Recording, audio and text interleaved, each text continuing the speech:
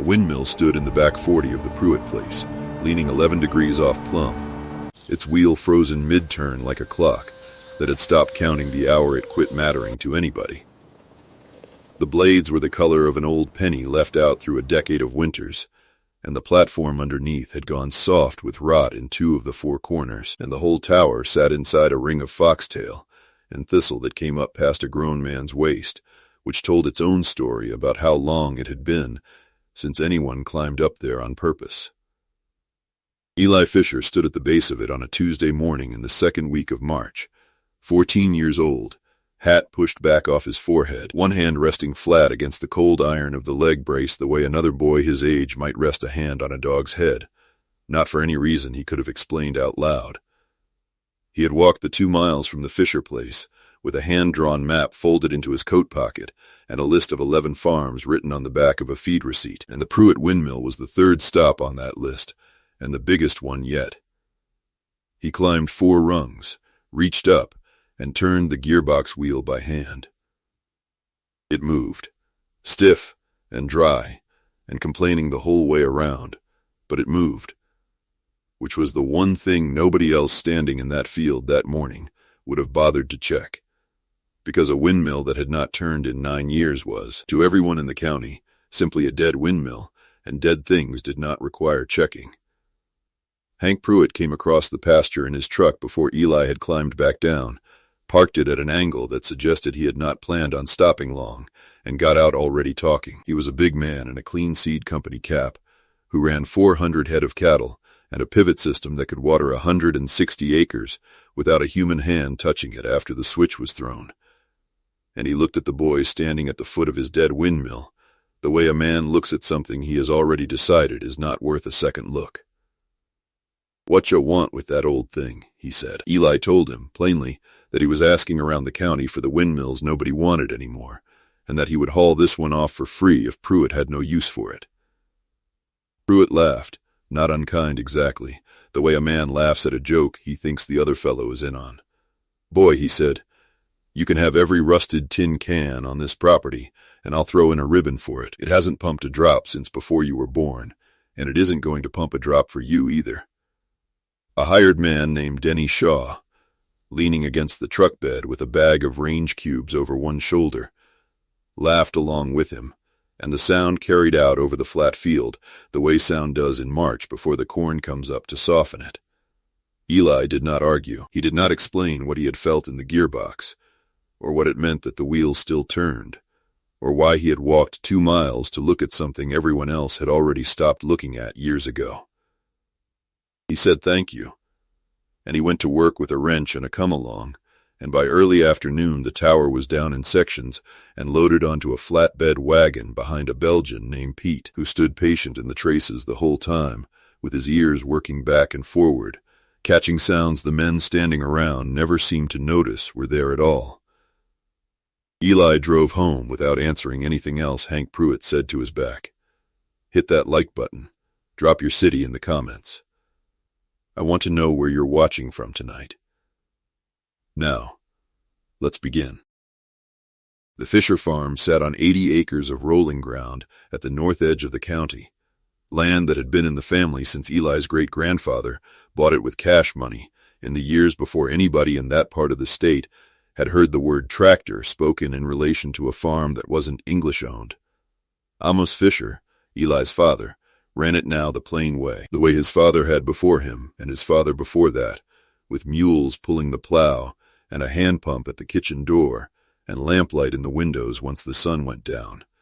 and a phone shanty standing at the end of the lane where the family could walk down to take a call or leave word. Because a phone in the house was not something the Fisher family, or any old order family in that district, would have considered proper. The county around them had gone a different direction decades earlier. Somewhere in the stretch of years between 1965 and 1985, nearly every English farm in the district had pulled out its old wooden or steel windmill and put in an electric submersible pump instead, because electric pumps did not care whether the wind blew, and because rural electric service had finally reached out that far, and because a farmer with 400 head of cattle could not afford to stand around waiting on weather to fill a stock tank. The windmills came down, or more often they simply stopped being maintained and were left standing where they were, out past the fence line or behind the machine shed, because pulling a windmill tower all the way out of the ground was more work than anybody wanted to do for a piece of iron that wasn't worth scrap price after the trucking. Eli's own grandfather, Reuben Fisher, had spent the back half of his life as the man people called when a windmill quit, driving his buggy from farm to farm across 3 counties with a toolbox of leather cups and sucker rod couplings, at a time when there were still enough windmills standing to make that a trade a man could live on. He had died the winter Eli was 11, quietly, in his sleep, in the same bedroom he had been born in, the kind of ending the family did not talk about beyond the bare fact of it. And what he left behind, besides the farm and the tools, was a journal bound in oilcloth that sat for 3 years afterward in a tin box on a shelf in the harness room, unopened, because nobody had thought to open it, and because grief in the Fisher house was handled the way most things were handled there, without much said about it, and put away. It was Eli who found it, not because he went looking, but because he was hunting a spare hamestrap in that same tin box on a wet afternoon in November, and found the journal underneath it instead. He sat down on an overturned bucket and read the first page standing up, then sat all the way down and read the rest of it over the following weeks, by lamplight, after chores,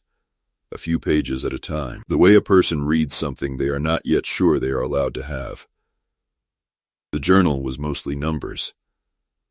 Well depths, gallons per hour at various wind speeds, gear ratios. The dates leathers had been replaced, and the dates they had failed again, notes on which farms had good wells, and which had wells that would run a pump dry, if you did not know to watch for it. But scattered through the numbers, in his grandfather's careful hand, were sentences that were not numbers at all, and one of them Eli read so many times over that winter that he could have recited it from memory standing in the dark. A windmill doesn't complain when the wind quits, his grandfather had written. It waits. The wind always comes back, and so does the work, if you kept your leathers greased and your patience longer than the dry spell. Eli copied that line onto a separate card and kept it folded in his coat pocket, and it was that line, more than any single number in the book, that sent him out walking the county roads that following spring, with a feed receipt in his hand and a list of names on the back of it. Because what struck him, reading through his grandfather's decades of notes on wells that farmers had given up on, gearboxes that farmers had called ruined, towers that farmers had called too far gone to bother with, was how often his grandfather had gone out to look at one of those written-off machines and found, the same as Eli found at the Pruitt place, that the thing underneath the rust was not dead so much as unexamined. Nothing is worn out. His grandfather had written on a page dated the 9th of March, 1968. It is only waiting for someone to look at it closely. Eli did not know yet, that first spring, what he intended to do with 11 dead windmills scattered across a county that had spent the last 50 years deciding it did not need them. But he knew the wells underneath most of them had never been capped for real, only left alone. And he knew, because his grandfather's notes told him so, and because his own hands in that Pruitt gearbox had told him so again, that a well left alone was not the same thing as a well that was finished. The preparation took him the better part of that spring, and it took the shape his grandfather's journal laid out for him, almost step by step, because the order mattered, and his grandfather had written the order down as carefully as he had written the numbers. Before a man went hunting windmills, the journal said, he needed a place to work on them, and Eli found his in the old dairy barn belonging to a widow named Ida Esch, half a mile down the road, who had not milked a cow in that barn in 6 years, and who told Eli he could use the loft and the empty stalls for whatever he wanted, so long as he did not mind an old woman coming out to watch him work now and then, because the barn had gone quiet since her husband passed, and she found she did not care for the quiet as much as she had expected to. Before a man could rebuild a gearbox, the journal said, he needed to understand what failed in one and why, And so Eli spent the first 6 weeks doing nothing but disassembly, laying parts out on burlap, sacking in rows, matching what he found against his grandfather's diagrams, learning the difference between a leather cup that had simply dried out and cracked, which could be replaced for the cost of a hide and an afternoon's cutting, and a sucker rod that had rusted through at the coupling, which meant pulling the whole string out of the well casing and starting over. Before a man asked a farmer for a windmill, the journal said, he ought to know what he was looking at well enough to walk away from a bad one, because not every dead windmill hid a good well underneath it, and there was no sense hauling home a tower over a hole that had gone dry or caved 30 feet down. Eli learned to check that first, cheaply, with a weighted string and a listening ear, before he ever asked a farmer's permission to take anything off the property. It was slow work, the kind that did not look like much from the road. A boy walking fence lines with a notebook, a boy standing at the bottom of rusted towers cranking gearboxes by hand, and most of the farmers he approached that spring gave him their old windmills the way Hank Pruitt had, amused and a little relieved to have the eyesore hauled off for nothing, asking nothing in return beyond his promise to clear the ground where the tower had stood.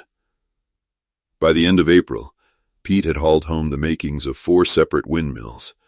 laid out in the Esch barn loft in 4 careful rows, and Eli's own written list, kept in a ledger he had bought for 35 cents at the dry goods store, had gone from 11 farms to 7 still to visit, each one crossed off in the same careful hand his grandfather had used, because Eli had decided early on, without anyone telling him to, that he would keep his own record the way his grandfather had kept his, dated and honest, whether the numbers in it were good or not. The first windmill Eli raised was his own family's, a tower that had stood dead in the corner of the home pasture for as long as Eli could remember, ever since the well beneath it had seemed to run thin one dry August, and his father had switched to hauling water by stock tank on a sled, rather than trust a well he no longer understood. Amos Fisher watched his son work on it through May, with the particular quiet of a man who was not going to forbid something, but was not going to pretend he expected much from it either, and that quiet, more than any words, told Eli exactly where his own father stood on the question. It took him 5 weeks of evenings and Saturdays, replacing every leather cup in the pump cylinder, regreasing the gearbox with the exact mixture his grandfather's notes called for, restringing the sucker rod down 110 feet of casing that turned out, when he finally lowered a weighted line, to check it the way the journal taught him, to have a full 42 feet of standing water in it, water that had simply been sitting there unused and untested for 9 years, because everyone in the family had assumed, without checking, that the well had gone the way of the windmill. On the second Saturday of June, with his father and 2 younger sisters standing at a respectful distance, and Widow Esch watching from her buggy seat at the fence line, Eli released the brake and let the wheel catch the wind for the first time in nearly a decade. It groaned and staggered, and then began to turn, slow and then steady, and 40 seconds later the pump rod took its first stroke and a thin stream of water, cold and a little rust-colored at first and then clear, began to run down into the stock tank below. Nobody in the yard said anything for a while. That was the whole of it. News of a boy hauling home dead windmills traveled through the county the way most news traveled there,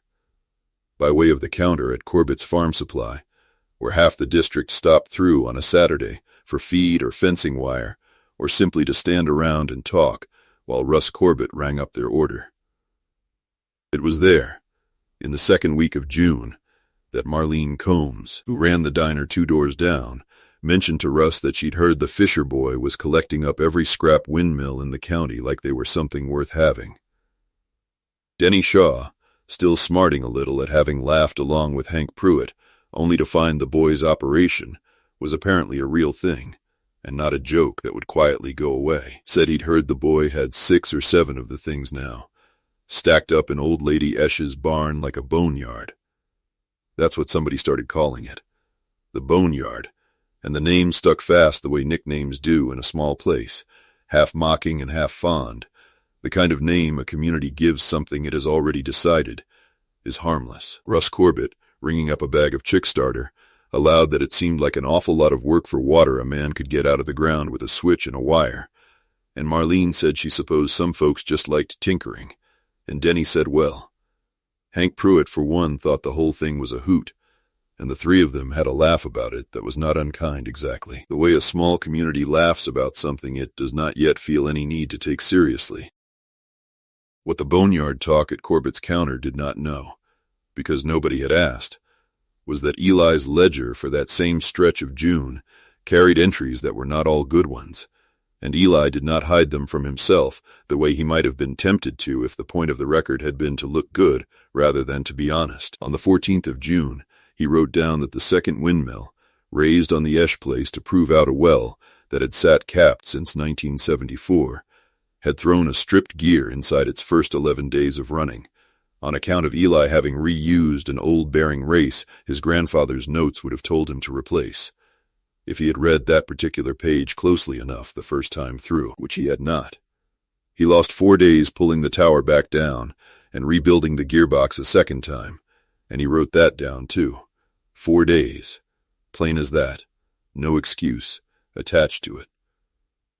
On the 22nd of June, a storm came through, with wind gusts the county extension office later measured at 61 miles an hour,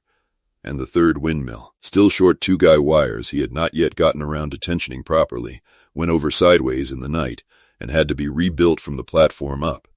A full 11 days of work undone in about 4 seconds of weather, which Eli noted in the ledger with a single line: tower down, high wind, rebuild from platform, and nothing more dramatic than that. He lost a leather cup down the Pruitt well casing entirely,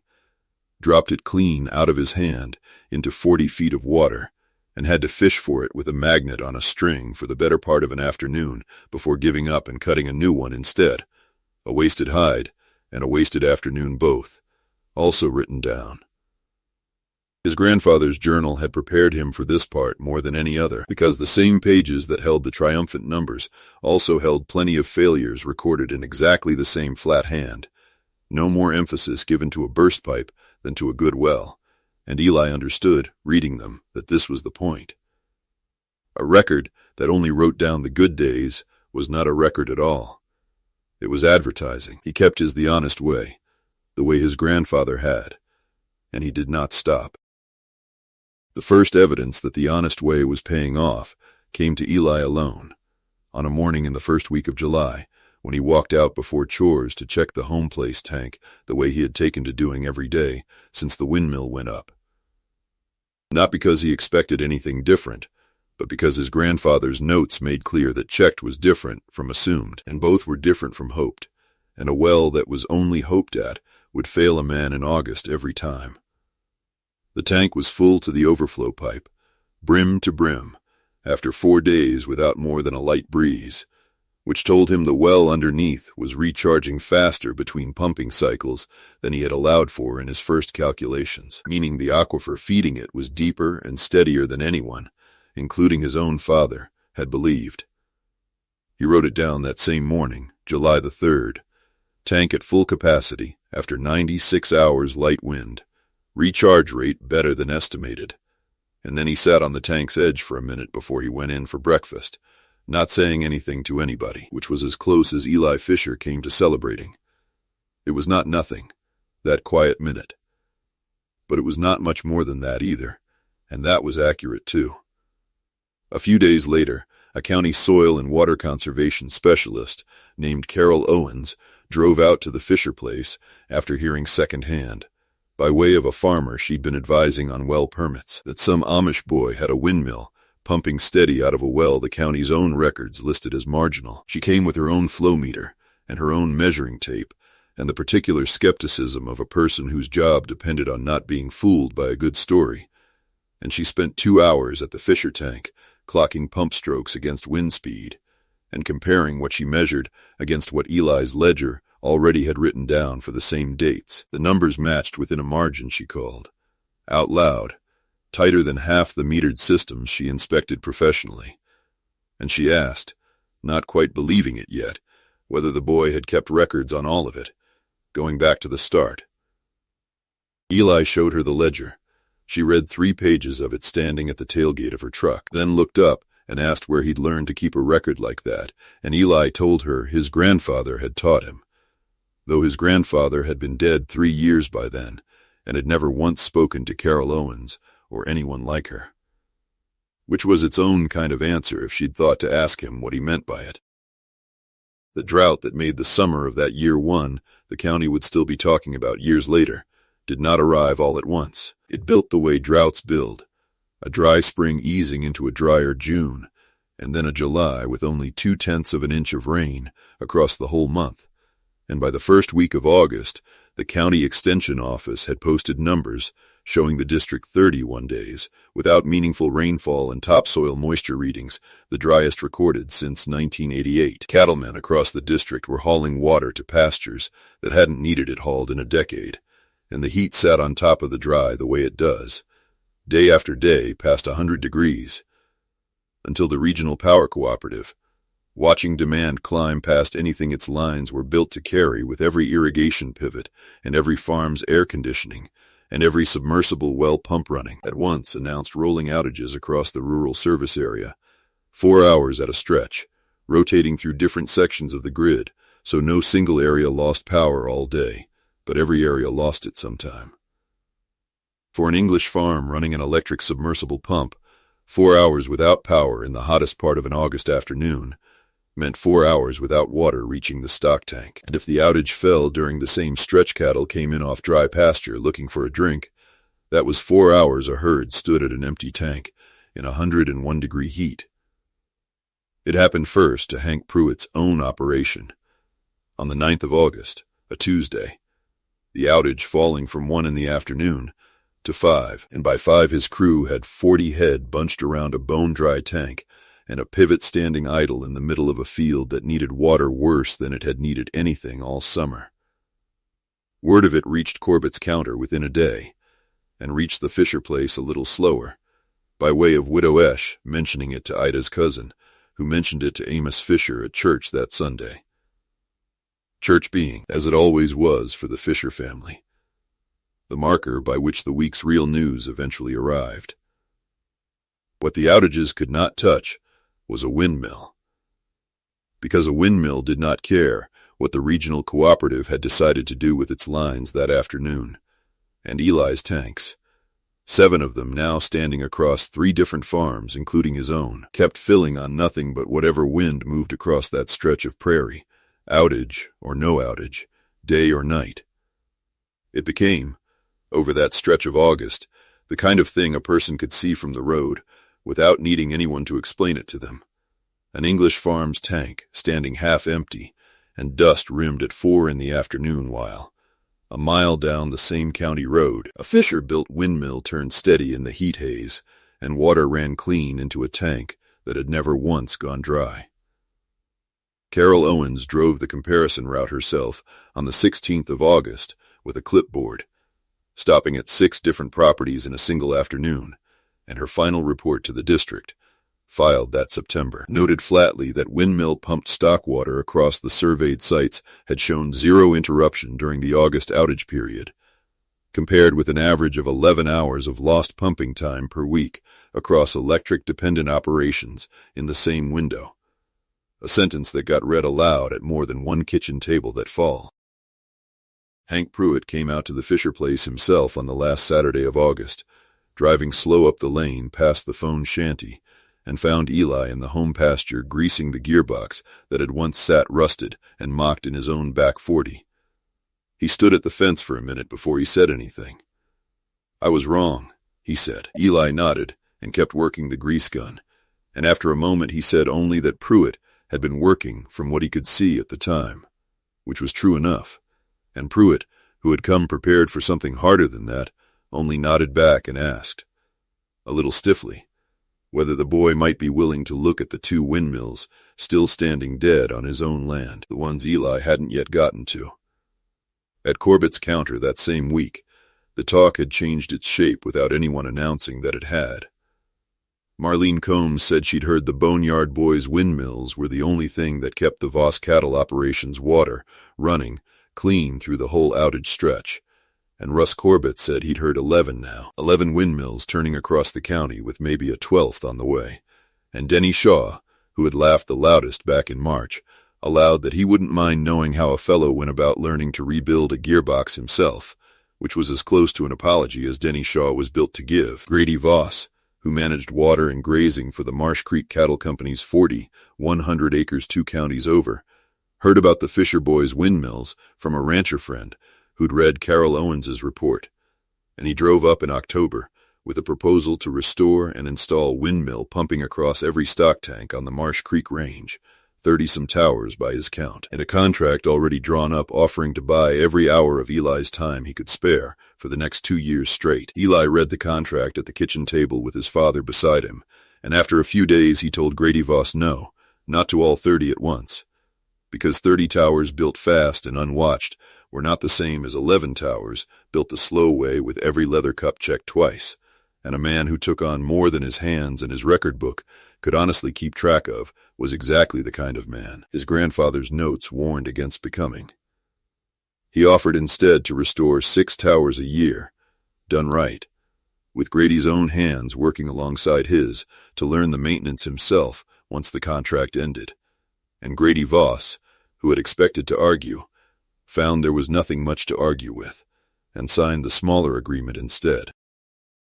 By that November, the county had gone from 11 dead windmills nobody wanted to 11 turning steady,